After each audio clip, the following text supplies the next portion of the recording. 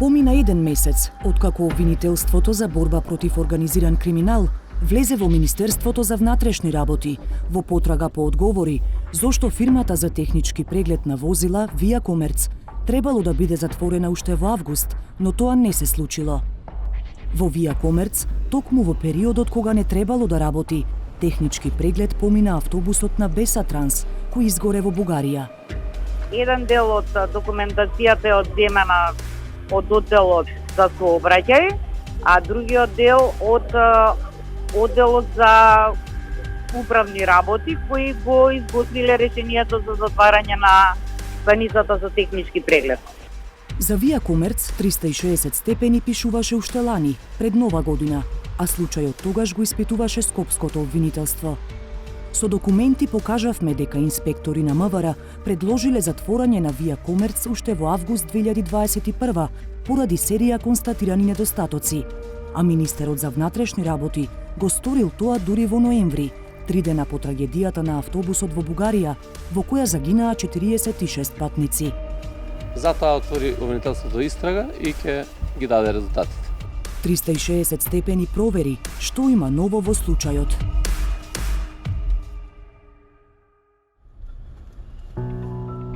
Отворени врати, работници, муштери и дојдени да направат технички преглед на возилата.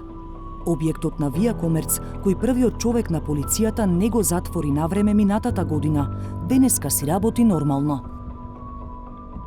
При нашите претходни посети, во декември и во јануари, објектот беше затворен, бидејќи 3 дена по несреќата во Бугарија, Via Commerce доби забрана за работа до отстранување на недостатоците, што требало да се случи уште во август.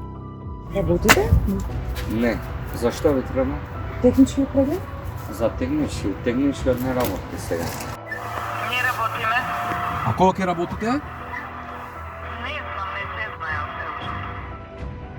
Тоа што станицата во моментов е отворена, првично не наведе на заклучок дека компанијата ги отстранила недостатоците што ги открија инспекторите на МВР. Но тој заклучок брзо се покажа лажен и на повидок излезе нова дупка. Во истите објекти во кои функционираше Via Commerce, сега работи друго правно лице со слично име – Via Control. Сопственикот на претходната фирма, Джемал Нуиши, во новата компанија се јавува како управител.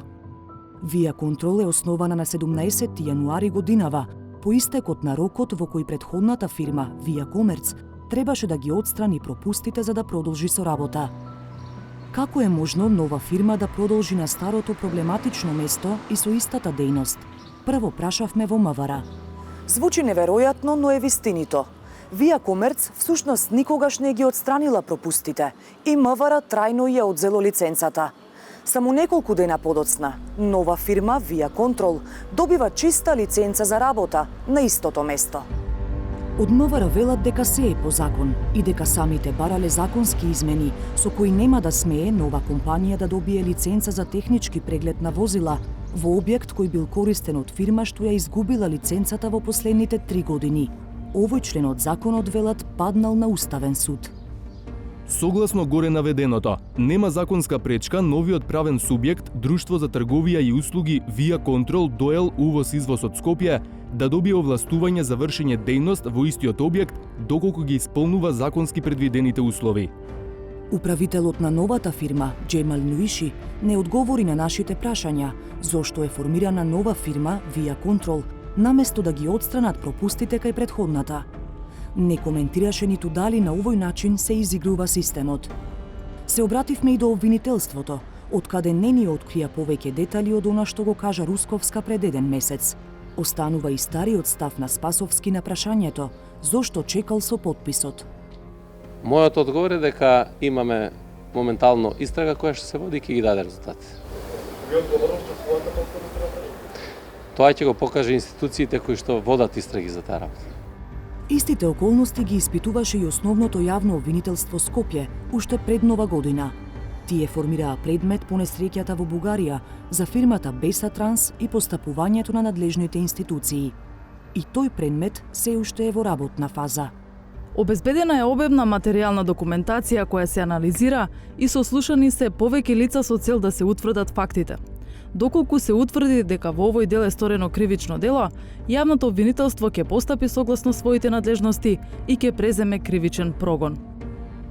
Вија Комерц стана позната за поголем дел од јавноста по несреќата во Бугарија, кога министерот за внатрешни работи Оливер Спасовски информираше дека таму бил направен последниот технички преглед на автобусот и дека не биле утврдени пропусти при прегледот.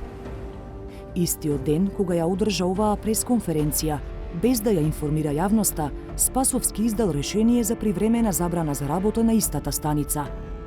Причините утврдени неколку месеци претходно биле повеќеслојни. Од тоа дека во станицата не се водат потребните регистри на возила на кои им е извршен технички преглед, до тоа дека во контролата учествувале нестручни лица. На овој начин се овозможува во сообраќајот на патиштата да учествуваат технички неисправни возила, односно возила кои може да представуваат опасност по безбедноста на сообраќајот на патиштата. 360 степени откри дека овие пропусти биле констатирани многу порано, пред да и биде ставен клуч на станицата. Надзорот всушност бил спроведен уште во август, а на 25 истиот месец надлежните служби на МВР изготвиле предлог решение за забрана за работа на станицата. Но Спасовски не го потпишал решението, па станицата за технички преглед продолжила со работа. Во меѓувреме, на 5 октомври, во станицата поминал технички преглед и автобусот на Беса Транс, кој изгоре во Бугарија на 23 ноември. За тајмингот и околностите во кои што беше затворена станицата за технички преглед Вија Комерц, првпат објавивме кон крајот на декември 2021 година. Од тогаш до денеска, од МВР не добивме конкретен одговор, зошто решението за привремена забрана за работа на станицата 3,5 месеци се чувало во фиока.